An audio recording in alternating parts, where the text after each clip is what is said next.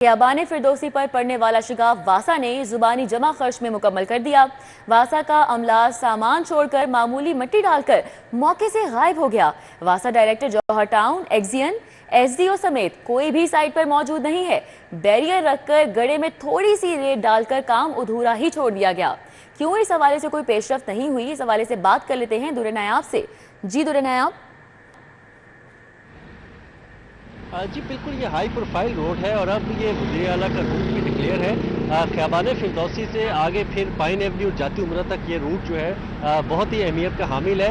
एक रोज़ कबल जो बारिश हुई और बारिश ने लाहौर शहर को जहाँ मुख्तलिफ जगहों पर डबो दिया, वहाँ पर खियाबान फिरदौसी में भी एक गहरा शिगाफ पड़ा। शिगाफ तो पड़ गया, उसके बाद रोड को बंद कर दिया गया, जिसके बाद तमाम VVIP जिसपे जो DGLD है वो खुद आए मौके पर। उसके अलावा चीफ सेक्रेटरी तक रिपोर्ट गई, MD वासा मौजूद रहे मौके पे, वाइस चेयरमैन वासा भी आते रहे। लेकिन अब हालात ये है कि जो कल रात तक का दावा किया जा रहा था कि शिगाफ को पुर कर दिया जाएगा, सड़क की रेस्टोरेशन के बाद इसको खोल दिया जाएगा, इस दावे पे अमल होता नजर नहीं आ रहा। इस वक्त मैं मौजूद हूँ, मेरे पीछे ये लेन बिल्कुल बंद की जा चुकी है और एक भी वासा का एहलकार मौजूद नहीं है। सामान अधूरा पड़ा है, बजी रेत सीमेंट मौके पे पड़े हैं और सामान जो है वो भी खुला पड़ा है, या ना कोई पूछने वाला ना कोई देखने वाला है। और ये इतना सेंसिटिव मैटर होता है कि अगर शिगाफ को बर वक्त ना पुर किया जाए तो ये बढ़ता जाता है। पानी जहाँ पे अपना एक सिंक होल बनाता है उसकी लपेट में दीगर लाइन भी आती रहती है और ये सेटलमेंट बढ़ने का खदशा रहता है, जिसके लिए इसको बड़ा ज़रूरी होता है कि बजरी रेत सीमेंट डाल के कंक्रीट करके पहले उसको रोका जाए शिगाफ को,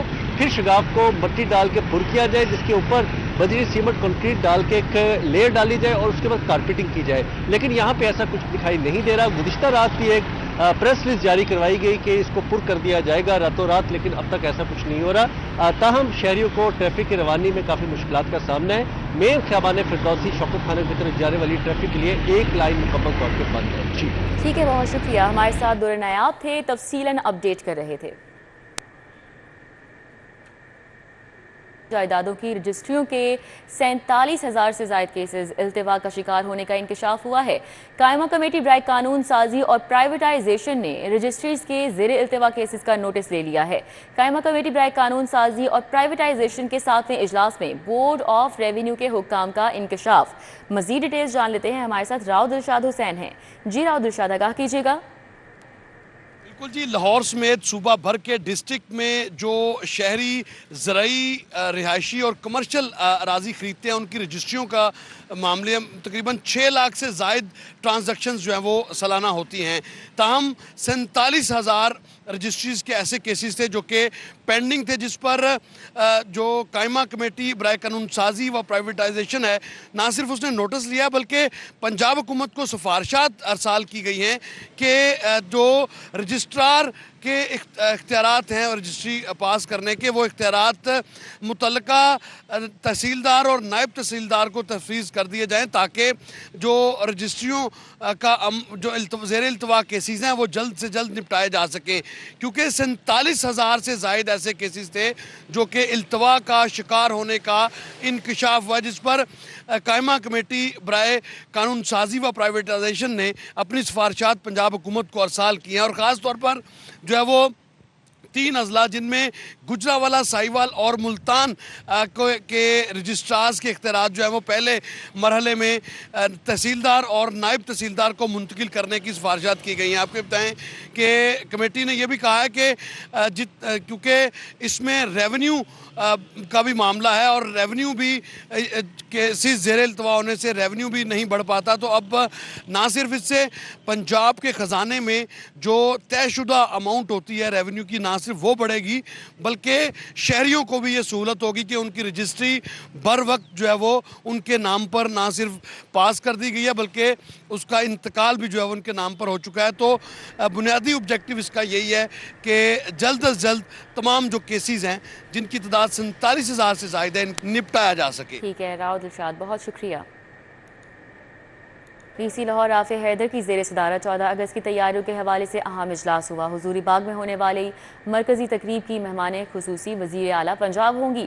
तकरीब में गैर मुल्की सफ़ीर, नामवर शख्सियात और आला हुकूमती ओहदेदारान भी शिरकत करेंगे। मज़ीद बात कर लेते हैं बसाम सुल्तान से। जी बसाम।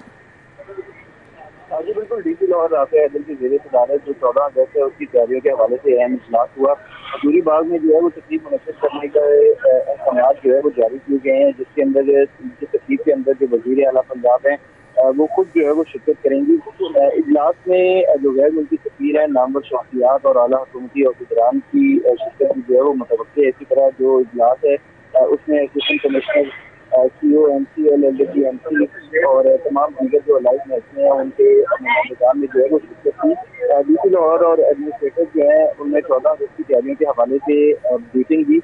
इनका कहना था कि रुकन अजीज को जो 77 ईयर्स मुकम्मल हुए हैं, इसकी शान शान जो है वो तरीके से मनाने के लिए मुकम्मल तौर पर जो है वो मुतहरिक है। शाहराहों पर मौजूद सरकारी और प्राइवेट इमारतों पर पाकिस्तान के झंडे और जो बल्कि महकमे हैं उनसे उनको आवेदा किया जाएगा। इसी तरह PHA और दीगर इदारों को शहर को जो है वो यौम आज़ादी की मुनासिबत से सजाने के अहकाम जारी किए गए हैं। जो हजूरी बाग में मरकजी तकरीब के हवाले से तैयारियां हैं उनकी हवाले से भी हदायत जारी करते हुए उनका कहना था कि वॉल सिटी की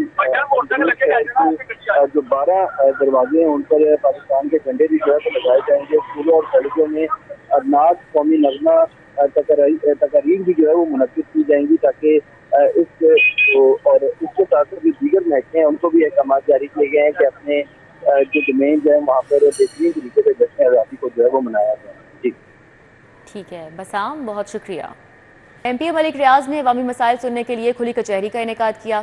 मरकजी दफ्तर PP 147 भाटी चौक में अवामी खुली कचहरी का इनेकाद किया गया। मोहम्मद अली, शेख अमजद, याहया साधु, मोहम्मद अदील, अरशद कुरैशी ने शिरकत की। मलिक अहसन, निसार अवान, इसहाक सियाल, मुनीर अहमद और दीगर भी शरीक हुए। खुली कचहरी में अहले इलाका ने कसीर तादाद में मसाइल सुनाए। इस हवाले से बात करेंगे अरबाज खान से। जी अरबाज। हाँ जी बिल्कुल, इस वक्त मैं मौजूद हूँ मरकजी दफ्तर PP 147 भाटी चौक में, जहाँ पर MP मलिक रियाज की जानिब से अवामी खुली कचहरी का इनेकाद किया गया, जहाँ ना सिर्फ उन्होंने अपने आवाम के मसाइल सुने बल्कि उनको फौरी हल भी किया। मज़ीद क्या तफसीलात हैं MP से जानते हैं। सर बताइएगा, बारिशों का मौसम है, ट्रांसफार्मर ख़राब हो रहे हैं, कैसे लोगों की मदद कर रहे हैं इस मौसम में? बिस्मिल्लाहिर्रहमानिर्रहीम। आपको पता है कि बहुत शदीद बारिश हुई है 2 रोज़ पहले, और वासा ने और पानी का हमें मेरे इलाके के अंदर हल्का 147 के अंदर कोई 6-7 घंटों के अंदर लोगों को रिलीफ मिल गया है। और बारिशों की वजह से बहुत से बिजली का भी फॉल्ट पड़ रहे थे, उसकी वजह से फिर वापडा वालों ने भी 2 दिन बड़ी मेहनत की है और वो हमारे ट्रांसफार्मर जो ख़राब थे या कोई ट्रिप कर गया था या कोई तारें जो थी वो डैमेज हुई थी, तो उन्होंने वो रिपेयर मेंटेनेंस वो बारिश के बाद फौरी शुरू कर दी थी, तो वो भी अल्लाह के फजल करम से अब तमाम चीज़ें मुकम्मल हो चुकी हैं। हाँ जी बिल्कुल, आपने सुना MP मलिक रियाज का ये कहना है कि तूफ़ानी बारिश तो हुई मगर उनकी हिकमत अमली और इंतज़ामिया ने जल्द जितनी जल्दी हो सकता था तमाम दखल के कोई मसाइल को दूर किया। और ठीक है, बहुत शुक्रिया अरबाज। टीचिंग अस्पतालों के central air conditioning system lifts की देखभाल ठेके पर होगी। टीचिंग अस्पतालों के सेंट्रल AC लिफ्ट्स की देखभाल के लिए 1.5 अरब मुख्तस किया गया है। महकमा सेहत टीचिंग अस्पतालों के सेंट्रल AC और लिफ्ट्स की देखभाल और मुरम्मत का सेंट्रल कॉन्ट्रैक्ट देगा। इस हवाले से बात करेंगे senior health reporter Zahid Chaudhary से। जी जाहिद चौधरी। टीचिंग अस्पतालों में जो central air conditioning system, lifts और इसके साथ साथ मैकेनिकल इंफ्रास्ट्रक्चर है उसकी देखभाल और उसकी मरम्मत जो है वो भी ठेके पर देने का फैसला किया गया है। और महकमा स्पेशलाइज्ड हेल्थ केयर की जानिब से जो है वो 1.5 अरब रुपए इस मद में जो है वो मुख्तस कर दिए गए हैं रवा माली साल के दौरान, जिसके तहत जो है वो तमाम लाहौर समेत सूबे भर के जो सरकारी टीचिंग अस्पताल हैं वहाँ पे जो सेंट्रली एयर कंडीशनिंग सिस्टम है, इसके साथ साथ जो लिफ्ट्स हैं और जो दीगर मैकेनिकल इंफ्रास्ट्रक्चर है इन अस्पतालों में, उसकी ना सिर्फ देखभाल बल्कि उसकी जो मरम्मत होगी वो भी जो है वो सेंट्रल कॉन्ट्रैक्ट उसका किया जाएगा, ठेके पर दिया जाएगा। और एक ही कॉन्ट्रैक्टर जो है वो तमाम टीचिंग अस्पतालों के न सिर्फ सेंट्रली एयर कंडीशन बल्कि उसके साथ साथ जो है वो तमाम लिफ्ट्स और दीगर जो मैकेनिकल इंफ्रास्ट्रक्चर है उसकी देखभाल का जिम्मेदार होगा। ठीक है, बहुत शुक्रिया जाहिद चौधरी।